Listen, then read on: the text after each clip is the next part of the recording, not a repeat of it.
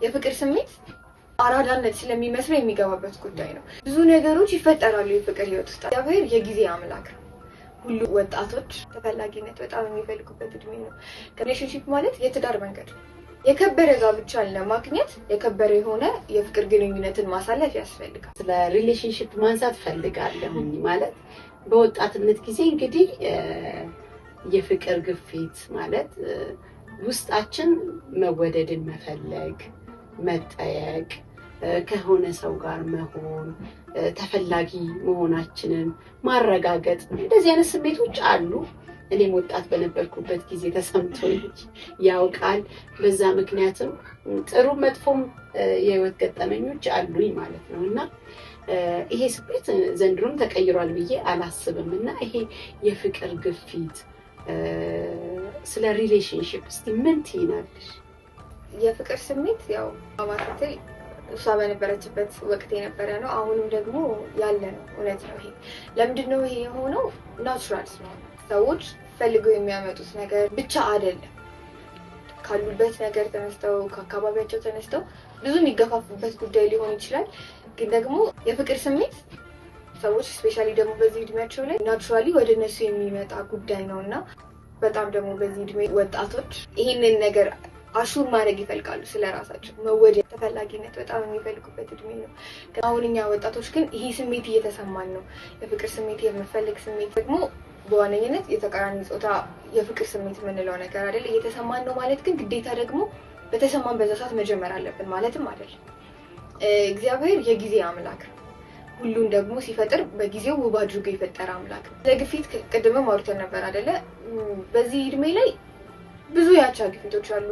ሁኔታችንን፣ እኩያዎቻችንን፣ በዙሪያችን ያሉትን ሶሻል ሚዲያ ደግሞ በጣም ቅርባችን ሆኗል። ስለዚህ ብዙ የምናያቸው ነገሮች አሉ። በእኛ እድሜ ላይ ሆኖ ብዙ ነገር ውስጥ የገቡ የፍቅር ስሜት አብዛኛው ሰው የሚሰማው ጉዳይ ነው። ስለዚህ ስለተሰማው ብሎ ግን የሚገባበት ጉዳይ ነው።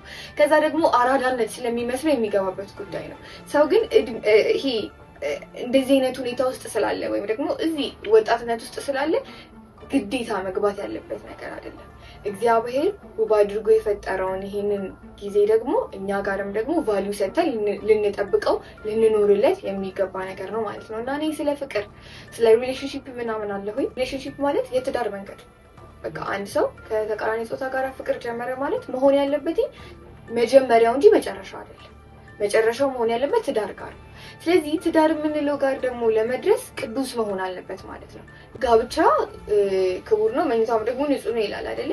የከበረ ጋብቻን ለማግኘት የከበረ የሆነ የፍቅር ግንኙነትን ማሳለፍ ያስፈልጋል። ስለዚህ ይሄንን የከበረ የፍቅር ግንኙነትን ለማሳለፍ በእግዚአብሔርም ዘንድ በሰውም ዘንድ የከበረን ህይወትን ለመኖር ግን ጥንቃቄ ይፈልጋል፣ የጽድቅ ህይወት ይፈልጋል ማለት ነውና ራሳችንን ልንሰጥለት ራሳችንን ብቁ አድርገን ልናበቃለት ልናደርስለት የሚገባ ነገር ነው ፍቅር። ስለተሰማን ስለቻለን እድሜያችን ስለሆነ ወይ ስላልሆነ ሰዎች እያሉን ስለሆነ ዝም ብለን የምንገባበት ሳይሆን ቫልዩ ልንሰጠው የሚገባ ነገር ብቁ አድርገን ልናመቻቸው የሚገባ ማቹሪቲ የሚፈልግ ነገር ነው ፍቅር የምንለው ነገር። ስለዚህ እሺ ታዲያ እኔ ይዤ እግዚአብሔር ጋር ክቡር የሆነውን ይሄንን ነገር ይዤ መቀጠል የምችልበት እድሜ ላይ ነው። እዚህኛው ማቹሪቲ ላይ ነው። ብዙ ነገሮች ይፈጠራሉ የፍቅር ህይወት ውስጥ አይደለ? እነዛ ነገሮች ተቋቁሜ ማለፍ እችላለሁ ወይ? እንደዚህ አይነት ጥንካሬ በህይወት ውስጥ አለ ወይ የሚሉትን ጥያቄዎች ሳንመልስ ስለቻልን ብቻ ዘው ብለን የምንገባበት ነገር አይደለም። ለምን? እግዚአብሔር ጋር ትልቅ ቫልዩ ያለው ጉዳይ ስለሆነ ማለት ነውና እግዚአብሔርን እንደሚያከብረው ነገር አስበን እኛም አክብረን ልናስበው የሚገባ እንጂ ተራ አሁን ላይ ሰዎች ያለ እድሜው ብዙ ነገር ይሄንን ስለሚያደርጉት በብዙ ሰዎች ዘንድ መጥፎ ነገር እኛ ወላጆቻችን መጥፎ እንደሆነ ትልልቅ ሰዎች መጥፎ እንደሆነ እንደሚያስቡ አድርገን ነው እንትን የምንለው። መጥፎ ስለሆነ ሳይሆን ያለ ጊዜው የተጀመረ ነገር ሁሌ ትክክል አይሆንም። ለጊዜው ሲሆን ግን ሁሉም ነገር ያምራልና ያማረን ነገር ለመስጠት ጊዜውን መጠበቅ የሚያስፈልገን የህይወታችን ክፍል የፍቅር ህይወታችን ነው። ዋው በጣም የሚገርም ነው። አሁን ቤርሳቤም እንዳነሳችው በተለይ የተቃራኒ ጾታ ፍቅር ውስጥ ለመግባት የእግዚአብሔር ቃል ቅድም ሰው ስትለው እንደነበረው ሁሉን በጊዜ ውብ አድርጎ ሰራው ነው ተብሎ የተጻፈው ለእግዚአብሔር ማለት ነውና ውብ ሆኖ የሚሰራበት ጊዜ አለ። እኔ አንዳንድ ጊዜ ጠይቃለሁ 8ኛ ክፍል ተማሪ ሆነው 10ኛ ክፍል 11ኛ ክፍል ሆነው ፍቅር ይጀምራሉ። ሪሊ እነዛ ሰዎች የጀመሩትን ፍቅር ለትዳር ለማድረስ አቀዳው ነው ወይ የተነሱት መቼ ነው ትምህርታቸውን የሚጨርሱት? መቼ ነው ስራ የሚይዙት? ምክንያቱም ትዳር ጓደኝነት ኢሞሽናሊ ማቹርድ መሆንን ይጠይቃል፣ የስሜት ብስለትን ይጠይቃል፣ የአካል ብስለትን ይጠይቃል። ማለት ኢቭን ፊዚካሊ ስትሮንግ መሆን መቻል አለብን። ሌላ ፋይናንሻሊም ጭምር ማለት ነው። ቤተሰቡ ላይ ተቀምጦ የታክሲ እየተቀበለ ትምህርት ቤት የሚሄድ ልጅ ዛሬ የፍቅር ግንኙነት ውስጥ ይገባል። ከዛ ካልጋበዝኩ ይላል፣ ስጦታ ካልገዛው ይላል፣ ሌላ ነገር ውስጥ ይገባል። ኢቭን እሱ ብቻ አይደለም። ይሄ እንግዲህ ፋይናንሻሊ ያለውን ዊክነስ ነው የሚያሳየው። ግን ብዙ ረጅም ጊዜ በቆዩ ቁጥር ደግሞ ወዳልሆነ ግንኙነት ውስጥ ይገባሉ። ቅድምም ስታነሺው እንደነበረ ጋብቻ ክቡር ነው ብሎ መኝታውም ንጹህ ነው ይላል እግዚአብሔር ቃል። ብዙዎች ወደ ጋብቻ ከመድረሳቸው በፊት ወደ መኝታ ይሄዳሉ።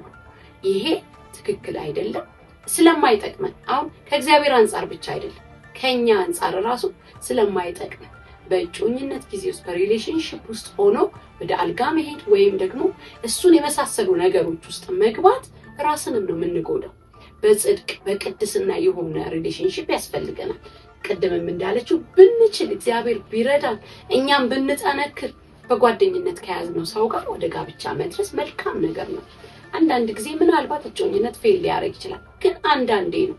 በጣም በአሁን ጊዜ ግን የቁጥር ድርድሮች ፈረሰ፣ የእጮኝነት የጓደኝነት ማዕት ይቀመጣልና ሰው በዛ ጉዳይ ምንም አይመስለውም። ይህ ለኛ ለህይወታችንም አይጠቅመን፣ እግዚአብሔርም በዚህ አይደሰትምና ስለዚህ ቀድመን ስለ ጓደኝነት ያለንን ኢሜጅ ማስተካከል ይገባናል። በጣም ድንቅ ምላሽ ነው የሰጠሽን፣ እናመሰግናለን። በመጨረሻ ማለት የምትፈልጊው ነገር ካለ ድል ልስጥሽ። ከተፈጠኝ የወጣትነት እድሜ ማለት ብዙ ነገሮችን የምንፈልግበት ብዙ ኒዶች ያሉበት እድሜ ነውና ከነዛም ውስጥ ደግሞ ተወላጆች እኛ በጣም ወጣቶች የሚሰማ ወላጅ እንፈልጋለን፣ የሚረዳ ወላጅ እንፈልጋለን እና እሱ ነገር በዚህ ደግሞ የምታዩንም ወላጆች ካላችሁ ይህንን ለልጆቻችሁ እየሰጠሁ ነው ወይ? እውነት ሰሚ ወላጅ ነኝ ወይ? አዳማጭ ወላጅ ነኝ ወይ? ልጄን የምረዳ ወላጅ ነኝ ወይ የሚለውን ጥያቄ ለራሳችሁ እንድትጠይቁ እና ወጣቶች በራሳቸው ላይ መስራት አለባቸው ብዬ ከማስበው ነገር ደግሞ ዋነኛው መንፈሳዊ ህይወታቸው። እምነቱ ላይ የጠነከረ ወጣት ምንም ነገርን ማለፍ ይችላል። ወጣትነት ብዙ የተከፈተ እድል ቢሆንም ደግሞ ፈተና የሚበዛበትም ነው እና እምነቱ ላይ የጠነከረ ወጣት ብዙ ነገሮችን ፌስ ማድረግ ይችላል። በጣም የምናውቀው መጽሐፍ ቅዱስ ላይ ያለ ወጣት አለ አይደለ? ዮሴፍ እንግዲህ እግዚአብሔርን የሚፈራ እግዚአብሔርን የሚያከብር እግዚአብሔር እንዳለ በመንገዱ ሁሉ በሚሄድበት ሁሉ የሚያስብ ወጣት ስለነበረ ብቻውን በሆነበት ጊዜ እንኳን እግዚአብሔርን አስከብሮ አልፎ ነበረ። ስለዚህ እምነታችን ላይ በምንጠነክርበት ጊዜ ሰዎች እንኳን በማይኖሩን ጊዜ ጠንክረን ማለፍ እንችላለን፣ መከራዎችን ማለፍ እንችላለን፣ የሚፈትኑን እነዛ ነገሮች ፌስ ማድረግ እንችላለን እና እዛ ነገር ላይ በጣም ልንሰራ ይገባናል። የምንታመነውን እምነታችንን ጠንክረን ከያዝን ብዙ ጠንካራ ነገሮች እኛን አይበግሩንም። መልካም ጓደኛን የሚያንጽ ጓደኛ መያዝ በጣም የህይወታችን ትልቁ ነገር ነው። ምክንያቱም አሁን ላይ ብዙ አልኩትኝ ቅድም ሳነሳ እንደነበረው በህይወታችን ውስጥ ትልቅ ቫልዩ ያላቸው ሰዎች ጓደኞቻችን ናቸው። ስለዚህ እነሱ ላይ ደግሞ ጥንቃቄ ልንመርጥ የሚገባን አይነት ነው ማለት ነው። ሌላው ደግሞ የህይወት ዓላማችንን አውቀን መራመድ አለብን። በዚህ ሰዓት ላይ ሰው የተፈጠረበትን ዓላማ ካላወቀ የሚኖርበት በቃ ምክንያት አይኖረው። ሰው ደግሞ የሚኖርበትን ምክንያት የሚያውቀው ያኖረውን ፈጣሪውን ለምን እንደፈጠረው ማወቅ ከቻለ ነው። ስለዚህ ምንድነው የህይወት ዓላማዬ? ለምንድነው የምኖረው? የሚሉትን ጥያቄዎች አንድ ወጣት በጣም መመለስ ያለበት ነገር ነው ብዬ አስባለሁ። አመሰግናለሁ። በስተመጨረሻ ከተናገረችው ነገር ስነሳ ለወላጆች እንግዲህ አደራ እኔም እምለው ልጆችን መስማት፣ በተለይ ደግሞ በጣም በታችኛው ሌቭል ላይ እያሉ እኔ አሁን ቤርሳቤ ብዙ አሁን ታወራኛለች፣ ራሷ ፈልጋ መጣ ነው የምታወራኝ። ግን በልጅነቷ ዘመን ግን እኔ ነበርኩኝ እንድታወራ ማደርጋት። ትምህርት ቤት ስትመጣ ውሎሽ እንዴት ነበረ? ምን አስደሰተሽ? ምን አስከፋሽ? የረዳሽ ሰው አለ ወይ? አንቺስ ማንን ረዳሽ? እነዚህ ጥያቄዎች ልጆች ትምህርት እንዴት ነው? ጥሩ ነው። ውሎ እንዴት ነው? ጥሩ ነው ከሚለው ያለፈ ብዙ እንዲናገሩ፣ ብዙ እንዲያብራሩ፣ ስሜታቸውን እንዲገልጡ የሚረዳ ነገር ስለሆነ በእርግጥ እንግዲህ ብዙ ልጆች ያሉን ከብዙ ልጆች ጋር ማውራት የሚያደክም ከስራ ጋር ተያይዞ ሊሆን ይችላል። ግን ከልጆች የበለጠ ሀብት ስለሌለ ኢንቨስት ጊዜያችንን ማድረግ ካለብን የምናደርገው እነሱ ላይ መሆን አለበት።